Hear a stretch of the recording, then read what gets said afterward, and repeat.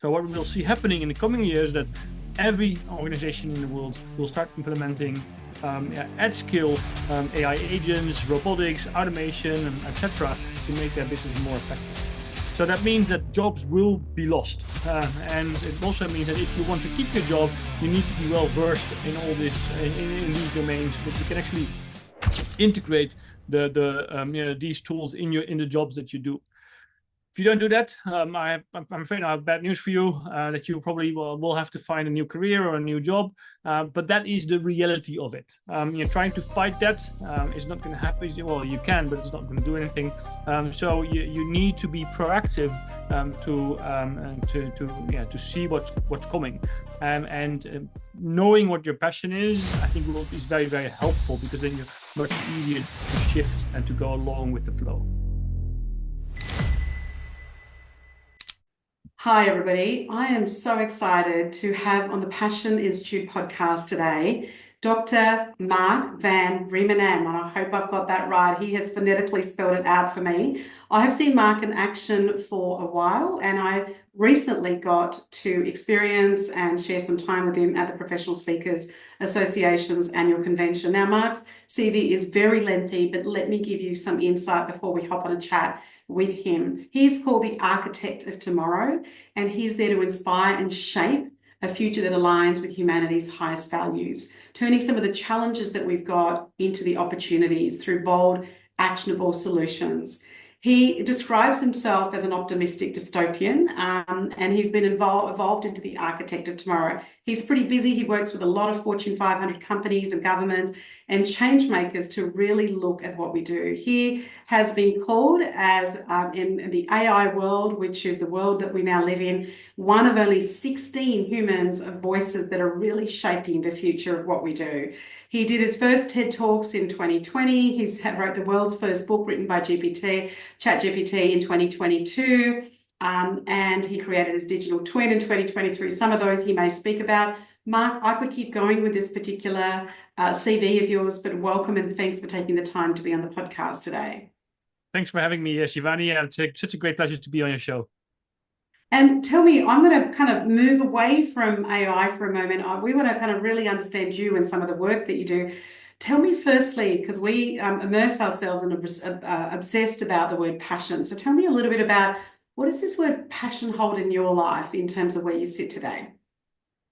Well, I think for me, the word passion is very important, and because I've always been very fortunate enough to follow my passions and to do whatever I think is good, whatever piques my interest, whatever I like to pursue. And I know I'm very grateful that I have been able to do that.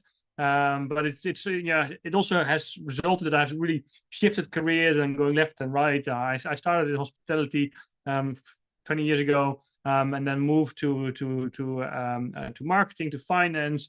I went on an adventure. I cycled around Australia, and I eventually ended up in the technology space, where I wrote a few books, did my PhD, and play with the technology that I talk about. So it's I feel very, very fortunate that I have been able to follow my passions throughout my career, and to be able to do the thing that I like, that I think are important for humanity, and that gives me energy. And I think that's what passion is all about, is doing something that gives you the energy to jump out of bed every morning and work towards whatever objective you're trying to complete.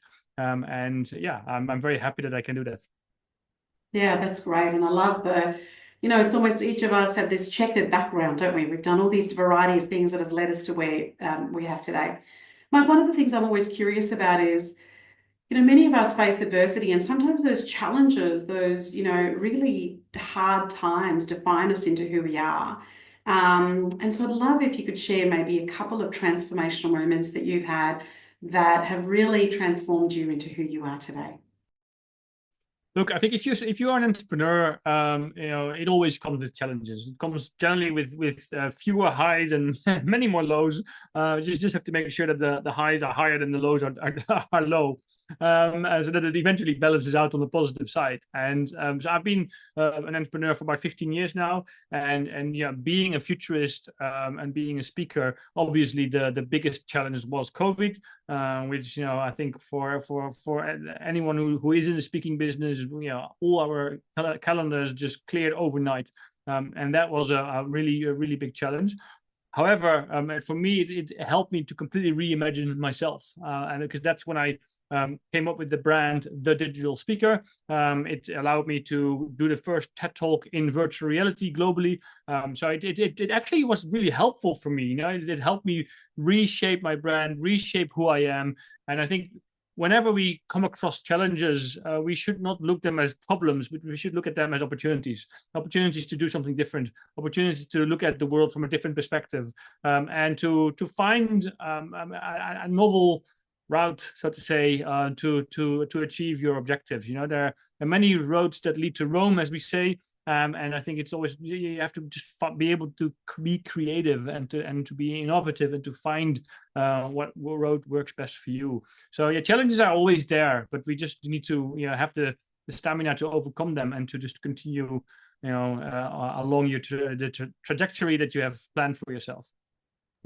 Yeah, that's so true, isn't it? And I think, as you said, for you, even though the calendar emptied, it gave an opportunity to kind of almost reinvent yourself and really say, hey, these are some of the things that we can do with technology. That's awesome. You speak all around the world, you've had teams, but you're also then, listening to other leaders when you're at conferences and you're working with a bunch of different companies around the world.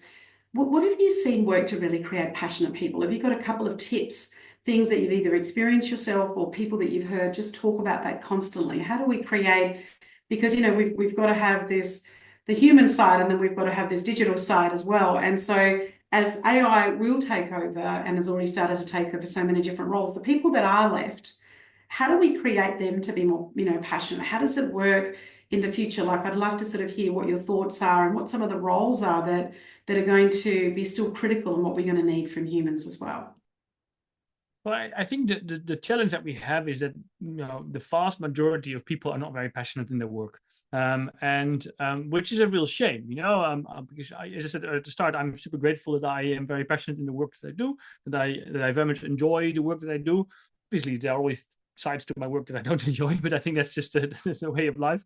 But it's finding the things that make you tick, finding the things that make you happy, that you like, that gives you just energy pulled in your body. I think where if you think about it, you start smiling.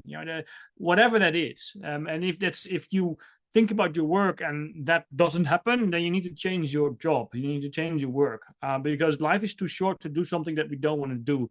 And there are always ways to figure out how to make money, and especially if you do something that you really enjoy. So I think if you looking deep inside yourself, what makes you tick, what makes you happy, whatever that is, that's what you should pursue, because generally it also means that if you do that, you're very good at it. And that combination is, I think, very useful. Now, when it comes to the future of work, so to say, things are going to be very much disrupted in the next 5 to 10 years when AI, automation, and robotics are taking over our society. Thinking that that's not going to happen, I think, is a bit naive, because we do live in a capitalist society. So if there is a tool or a technology available that will help you as a business become more productive, more effective, and have more profit for the shareholders, you will always implement that. So what we will see happening in the coming years is that every organization in the world will start implementing at scale AI agents, robotics, automation, etc., to make their business more effective. So that means that jobs will be lost. And it also means that if you want to keep your job, you need to be well versed in all this, in these domains, so that you can actually integrate these tools in the jobs that you do. if you don't do that, I'm afraid I have bad news for you, that you probably will have to find a new career or a new job. But that is the reality of it.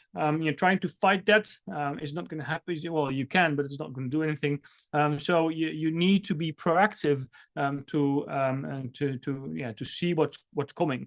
And knowing what your passion is, I think is very, very helpful, because then you're much easier to shift and to go along with the flow.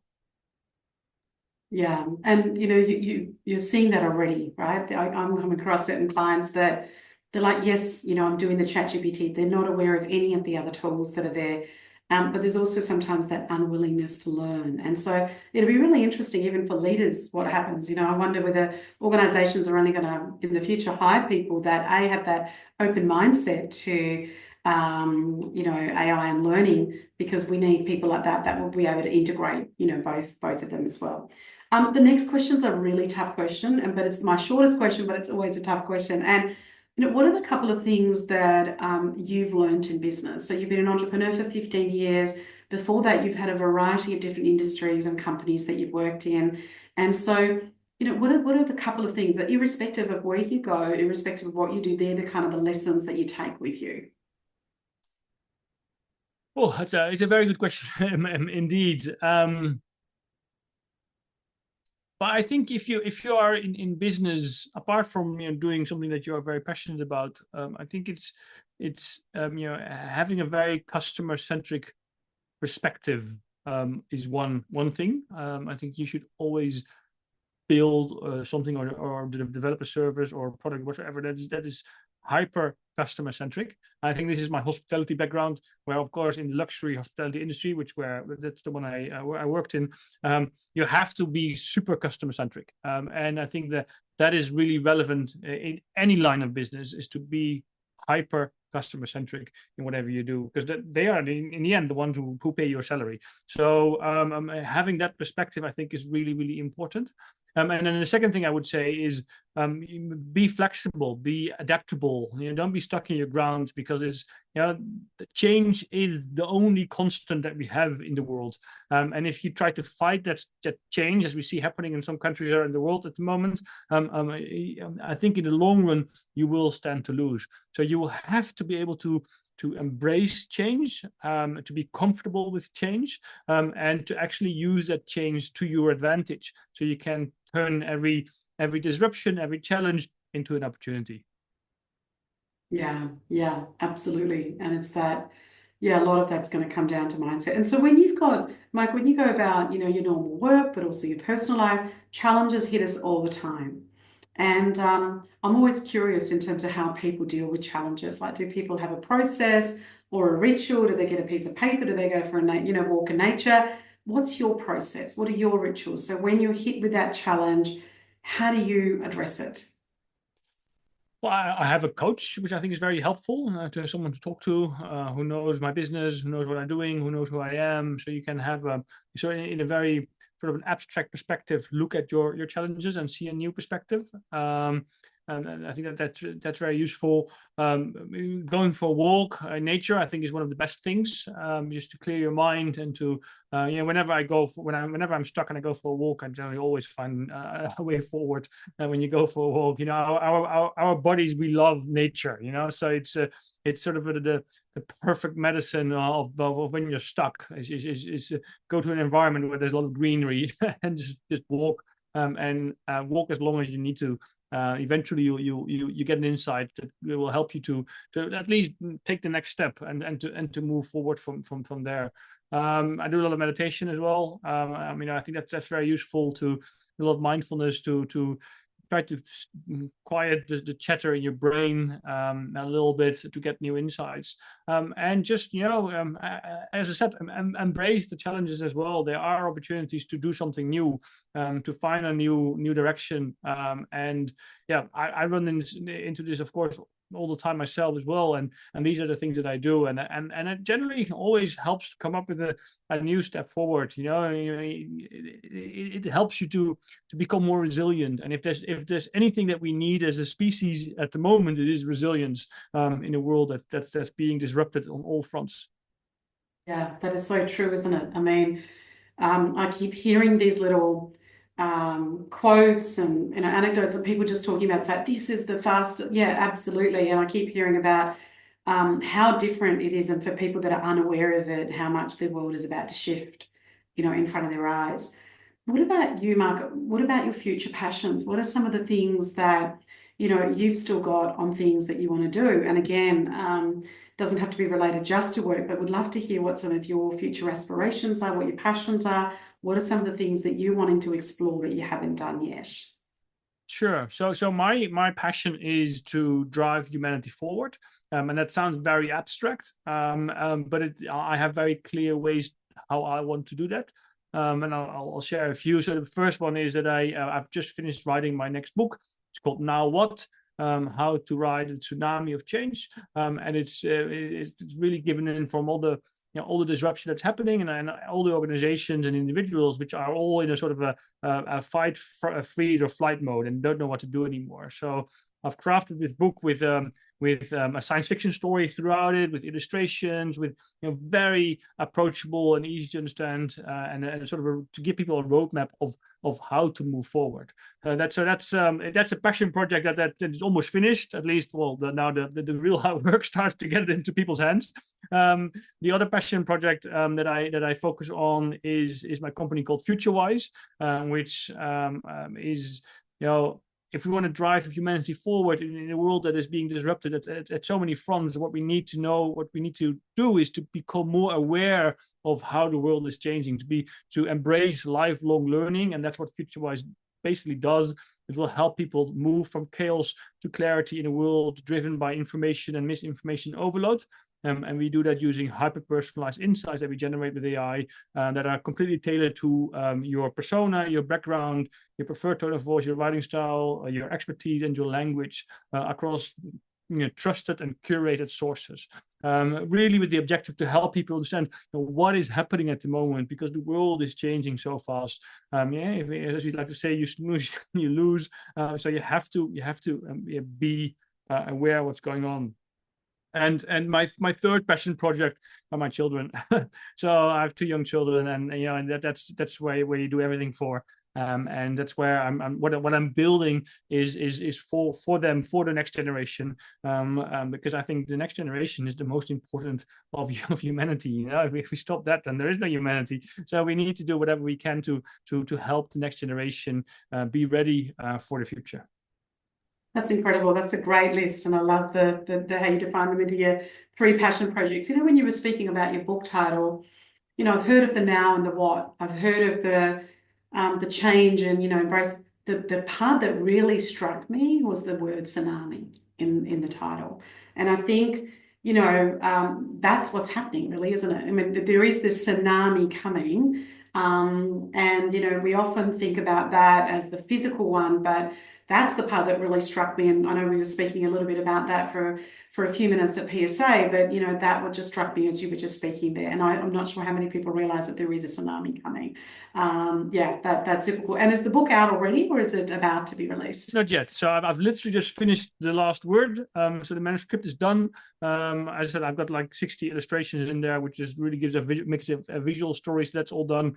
I hope it to be ready in the next 2 months. For publication, people will be able to understand what to do and how to ride this tsunami of change. Yeah, no, that's great. Mark, you probably alluded a little bit to this in a previous question, but do you have rituals for yourself, for your mental well-being? I know you talked a bit about walking in nature, etc. But are there other things that you do? And you talked a bit about meditation, whether you do them daily, weekly, yearly. Like, do you have any of those cadence and those rituals that help you when you are trying to move humanity forward? Do you have some of those in addition to a couple of those, or if you could go a bit deeper into that helps you manage your mental well-being? Sure. So I try to walk to work. I'm fortunate enough to be able to do that. It's about half an hour walk, which is I think it's really nice to have that opportunity to clear your brain, or to listen to an audiobook or whatsoever. I'd like to go to the gym and swim. So whenever I travel, I will always make sure that I use the pool in the hotel and in the morning to clear your brain and to get your exercise even while you're traveling. morning. I do my meditation. I try to do it daily before I go to bed. I've noticed that if I do it before my bedtime, I sleep much better. So my sleep is sacred. I don't sleep very long, generally 6 to 7 hours, but I make sure that my sleep is sacred. And to have a really consistent sleep, I have an Oura ring, which allows me to track my body data, which I think is very useful. So these are these kind of small things. I try to eat healthy. I avoid fast food like the plague, and I try to be as healthy as possible. I do enjoy my glass of alcohol, but not in overdrive. I think combination of social activities with the glass of alcohol, I think, are great. So it's those very small things, I think, that really matter, that really help you stay mentally fit. I read a lot. I generally will process 3 books, one in hard copy, one in audiobook, and one in ebook at the same time, and that keeps your brain going as well. So it's these small things that compound over time to make you feel good, feel healthy, that works for me. Yeah, amazing. I've got my Oura ring here. I tell you what, the stats of it did my head in. Anytime I decided that I have more than 1 glass of wine, it's scary. Sleep well. Don't it's sleep scary. well. It's ridiculous. Yeah, so I'm very annoyed at my Oura ring, but it's, as James Clear calls in his the book Atomic Habits, he talks about that habit stacking, and I think that it's had to go into the habit stacking to be able to do things differently. Mark, we could talk all day to you. What are the best places for people to find you, to connect with you, even to find out about your book, and for people that are watching, people that are listening, where can they do that? Because we have a fair few entrepreneurs and leaders that are listening to the podcast. What are the best platforms to find you? So the best platform is my website, thedigitalspeaker.com. And so I have a newsletter called Synthetic Minds. I've got 300 editions now, so I've been going for about 6 or 7 years. I'm quite well known, quite well easy to find on the internet. There's only one Mark van Rijmenam in the entire world, which makes makes it easy to find me. So I'm on LinkedIn. I post regularly on LinkedIn, so you can find me there, or on X, or YouTube. So yes, I'm quite visible. If you want to start understanding how the world is changing, futurwise.com without the E in the middle is very relevant. It's an app that you can download, and you get to your personalized summaries. So yeah, I'm easy to find, and please reach out. And one final thing, you can also talk to my digital twin if I am unavailable. My digital twin is available 24/7 in 29 languages via text, audio, and video. Unbelievable. I want to talk to you about that when we stop recording. Mark, thank you so much for being on today. I really appreciate you. Thanks for having me, Shivani. Thank you for joining us on the Passion Institute podcast. If today's episode sparked a new idea, or inspired you to maybe take some action, or helped you see a business in a new light, we would love to hear from you. Don't forget to subscribe. It really helps us present a great show. Leave a review and share this episode with other fellow entrepreneurs and leaders who also are ready to make an impact. Remember, passion is the fuel for greatness, and every step you take brings you closer to your vision. Keep dreaming big, leading with purpose, and making waves in the world. Until next time, stay passionate, stay inspired, and keep building your legacy. This is your host, Shivani, and signing on from the Passion Institute podcast. See you soon.